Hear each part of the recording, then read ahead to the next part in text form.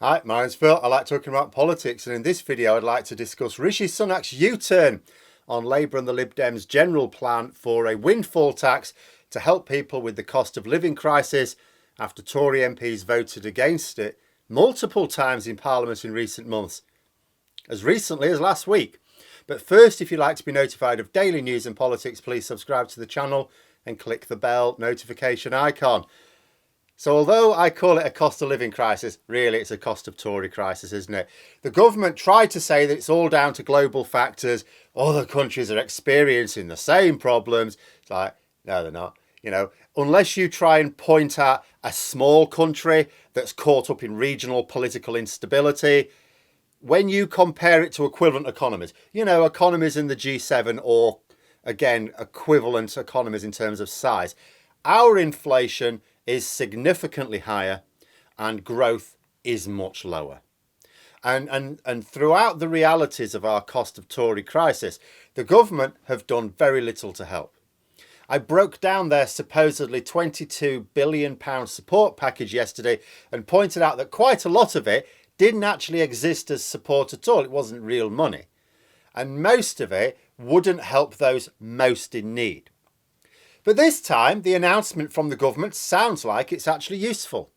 Obviously worth remembering that it is adopting opposition party policies. The Lib Dems and Labour have been pushing for this. Labour have been putting votes before Parliament. Conservative MPs are whining now today. You know what they're whining about? Well, why did you make us vote against it and now you've U-turned? You keep doing this. Yes, they keep doing it. And do you know what? Tory MPs keep whining about it since 2020. Every time the government forces them to vote against what would be a popular vote, but they get to vote against it, put themselves in an unpopular position, then the government U-turns because it's got no backbone and no idea what it's doing. And these Tory MPs go, why do you keep making us look like arses? Will you stop it? They seem to forget that they can stop this right now. All they have to do is write a load of letters to Sir Graham Brady and the problem is gone. Not prepared to do that? Stop whining then. But anyway, the Conservatives said they wouldn't adopt this policy. No. We've got much better ideas. All right, what are they then? Well, you'll just have to wait. So we wait. What's their brilliant idea? Oh, yeah, we'll just do what you said we should do in the first place. How about that? Yeah, okay then. Also worth bearing in mind, the Conservatives haven't even tried to dress this up as something else. It's always embarrassing when the government does what the opposition told them to do months ago. But you usually pretend it's actually something completely different. And if you can wangle it, something that you'd actually planned to do all along. That the government realise that they're going to take a political hit here means that they know it would be much worse not doing so. Because let's be clear about this. The Conservatives are not announcing these measures because it's the right thing to do or it's the right time to do it. People have needed this help for months. They're doing it to distract from the Sue Gray report. That's why it's announced at the same time. Which begs an interesting question. Who's going to get credit for this amongst the public? Because Boris Johnson wants to claim the credit so he can go back to people turning a blind eye to his scandals in return for him delivering the policies that they think they want and they think he's delivering. Sunak, who will not have enjoyed announcing this move, this is dead against his politics, will want the credit in order to repair his crumbling public image and present the party with a credible alternative to Johnson. I'm not sure Rishi Sunak wants to wait around for Johnson to lose the election only to take over the leadership in opposition. That's a lot of effort just to play Prime Minister. So it wouldn't surprise me if there's a bit of a briefing war breaking out over this at some point. But what does the package do? Well, the devil's in the detail, and I will want to see how it plays out in reality. But the announcement sounded decent enough to me. It's just the amounts that may not cover it all just yet. The questions you really want to ask with something like this is, how much support will it provide, and to whom? How much of the help is real, and how much just includes previously announced expenditure, because they do that a lot? Will it cover the real terms inflation in the cost of essentials, or will it just partially do so, and over what period of time will the support cover? So I saw a report earlier talking about potentially £30 billion worth of support. And you think, oh, yeah, that sounds like the right move. What was announced was £15 billion, but with £9 billion targeted the poorest. Now, Straight away you think to yourself, well, that's about half what I saw in the report. Doesn't necessarily mean it's not enough. If it's just a genuine one-off, that's not going to cover, say, next year or further in terms of high prices. It won't even cover all of this year's high prices, but it would be welcome relief right now. We can worry about what more is needed later. Right now, this is fine. Sunak said that the 8 million most vulnerable will receive £1,200 extra this year.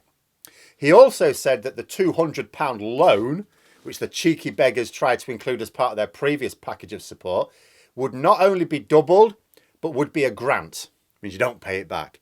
So what the government were doing before, this was really cheeky, they were reducing energy bills by £200 this year, but they were going to make people pay the £200 extra back over the next couple of years. So it's like an interest-free loan. The government goes, no, it's not a loan. Do we have to pay it back? Yeah, then it's a loan. And then they had the nerve to announce this as £5.2 billion worth of their £22 billion support package. That was never part of it because you have to pay it back.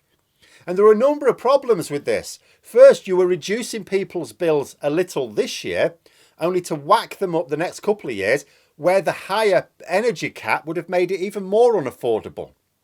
Second, let's say you don't pay bills this year. This hits the youngest as well. So let's say you're still living at home or you're a student, something like that. And for whatever reason, you're not paying the bills right now, but you're leaving home. So next year you are going to be paying the bills. Well, you don't get the benefit of the loan this year, but you're going to be paying it back next year.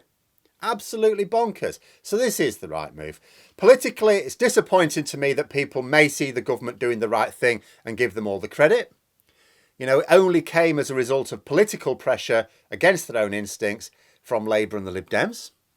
You know, if they were not suffering from their self-inflicted scandals, they would not be doing this. People really should remember that. They wouldn't be doing this if Boris Johnson could behave professionally. But still, that's politics. Another bit of politics is that the Conservatives are claiming that the overall package is more generous than Labour's proposals. Now, let's say that were true, and there is some justification for that. Why aren't the right-wing press banging on about how the government are like draining us dry then?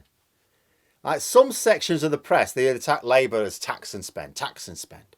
Well, if the government are arguing that they are taxing and spending more than Labour, shouldn't these media outlets give Sunak and Johnson both barrels as well? Again, politics, not going to happen, is it? Those same media outlets will hail it. Oh, wait for the front pages tomorrow. They'll hail it as the compassionate act of our great leader. He looks down from on high and saw his people suffering.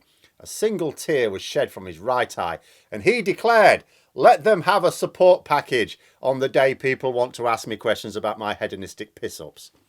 So in terms of my earlier questions, it does sound like the support this time is going to generally the right people. There was specific mention of the poorest, those with disabilities and pensioners. So that's good. How much of the help is real depends on whether people actually get the money, because we can't know that yet. Don't make assumptions. For example, part of the previous support package was supposed to be a rebate of £150. Couple of issues with this. First of all, people have been asking, those who are unemployed, do you need to declare that as income to the Department for Work and Pensions?